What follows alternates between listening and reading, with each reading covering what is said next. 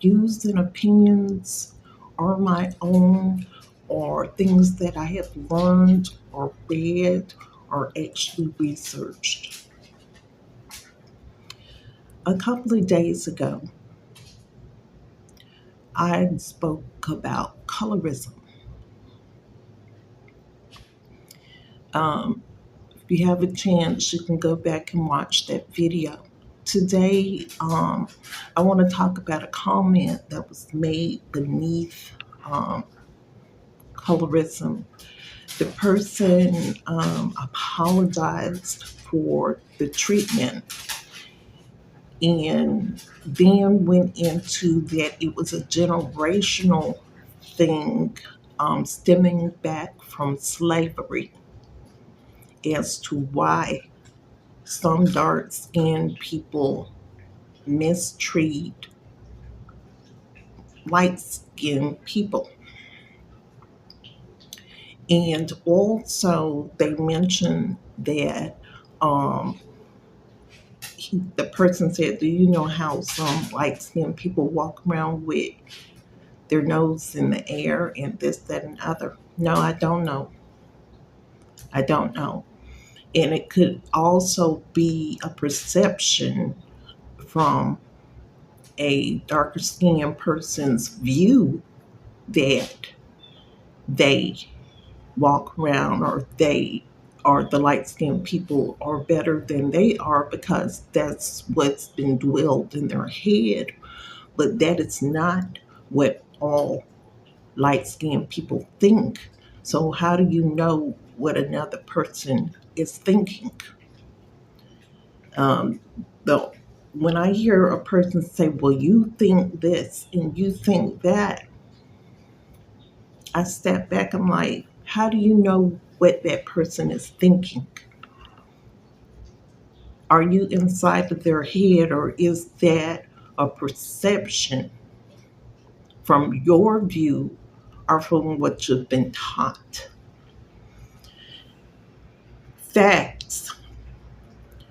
You had what you call the field slaves, and you had what you call the house slaves. During the time of slavery, the master of the plantation would go into the cabins of the field slaves and rape the black women. And as a result of that, you would have mulattoes. They would give birth to children that were um, children of the slave master.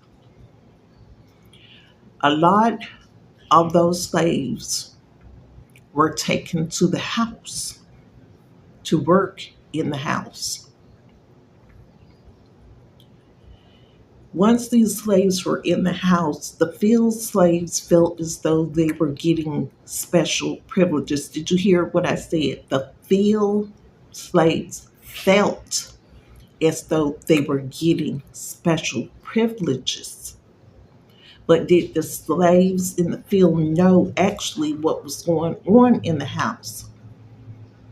Most likely not, because they were not allowed in the house. So how were they to see how the mulattoes were treated?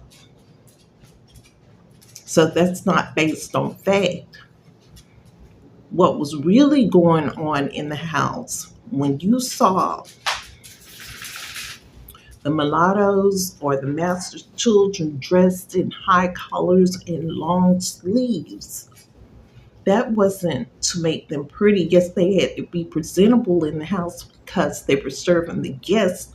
But the real reason behind that is because they had to hide scars and burns that the mistress inflicted on them on a daily basis. The field slaves were punished most likely only when they tried to escape or did not obey or weren't moving fast enough. They weren't punished and whipped on a daily basis. But the house slaves, the mistress, every time she looked at that mulatto child, she became angry. And the mulatto child would get beat with brushes, with sticks, with anything that the mistress could get her hands on. They were cut on their arms, on their faces, on their necks. Their bodies were mutilated by the mistress. And this was not just every now and then when they didn't do something right. It was on a daily basis. The house slave was abused daily. Not once a week, not twice a week, not 3 times a week, but every day of their life. And not only were they mentally abused and physically abused. I mean, they were not only physically abused, but they were mentally abused on a daily basis. So any perception that the field slave had, thinking that they were being treated better, it was only a perception from them being on the outside thinking about what was going on the inside. But the thinking was based on non-factual things. They didn't actually know what was going on the inside unless one of the mulattoes went back to their mother in the field.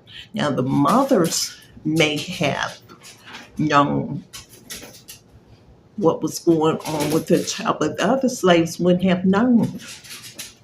It was just a thought.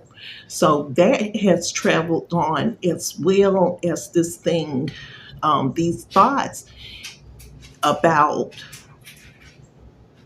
that the field slaves had about the house slaves. And that's traveled down through generations. Things that weren't actually based on fact, but it stayed in their head that, hey, we're out in the fields and they in the house, they must be getting special privileges. But that was not the case. And I read an article, it had to be maybe about 10 years ago, about this very subject. I wish I could remember who the author. I've searched for it on YouTube and was not able to locate the video that I viewed, nor the information that I had gathered about this. But this has been a subject that has been bounced back and forth. But the thing is, we hear the stories about the house slaves and how the field slaves felt about the house slaves, and the field slaves thought that the house slaves thought that they were better. How did they know what the house slaves thought? How did they know the abuse that was going on inside of the house? The abuse, the daily abuse that these mulatto children were experiencing from the hatred of the mistress. So it's a myth. It's a myth that the mulatto children were treated better. They were tortured, honey. They were tortured. Yes, some of them received education from the master's children. They would play with them, but it wasn't a thing whereas they were playing like children play today. They were playing with them for entertainment. But during the whole time, they also had to get the mistress' children ready and dressed and do their hair and bathe them and diaper them and all that other stuff. But They were also being tortured on a daily basis for any little mistake they made. If they put the fork in the right place, the mistress was go get them. If the mistress was getting her hair done and looks in the mirror and sees the reflection of her husband in this mulatto's face, she'd go off on a tantrum, just beating the hell out of the mulatto child with anything she could get her hands on.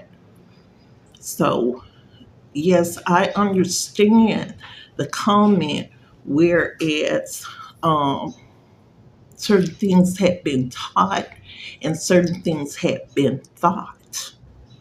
So, when we talk about colorism, we have to look at factual things, not about what was thought, but what actually occurred.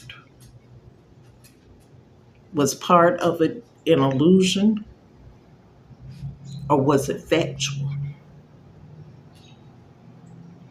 And it wasn't the fact, like later on as the years passed and things began to change after slavery, things weren't all beautiful even then.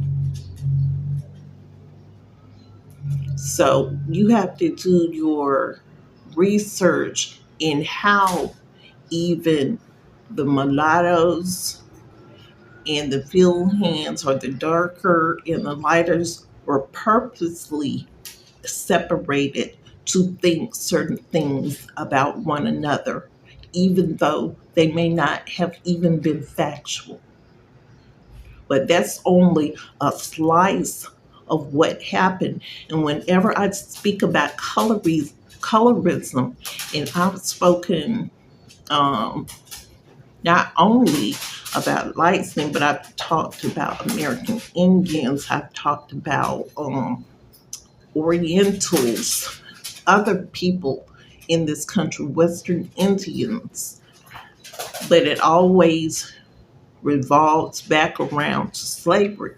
So I just thought that I needed to speak about that on a factual basis, about the things that actually occurred, some of the things that you don't read about in your history books, some of the things that is very hard to find. Even I'm looking on YouTube, they jump to the fact how mistresses also abused the black field hand slaves, using them as sex toys. And then when she became pregnant by one of the field hands, how the field hands were being punished. So there were a lot of things that the mistress of the house did that caused a lot of confusion, abuse, and everything on the plantation. She kept things stirred up, as I would say, and some of that goes on today. But I guess, just like the person said, it's passed down from generation to generation. And you can look at some of those stories on YouTube about how the mistress abused the black man slaves just as well as the mister abused some of the female slaves in the field. And if anyone comes across that article when you're doing any kind of research about that video, about how the house slaves were actually treated, please put a comment below that you have found it, because I'm going to keep searching for it. And when I find it, I'm going to come back and talk more about the subject. Have a great day, Color Roses and Thorns.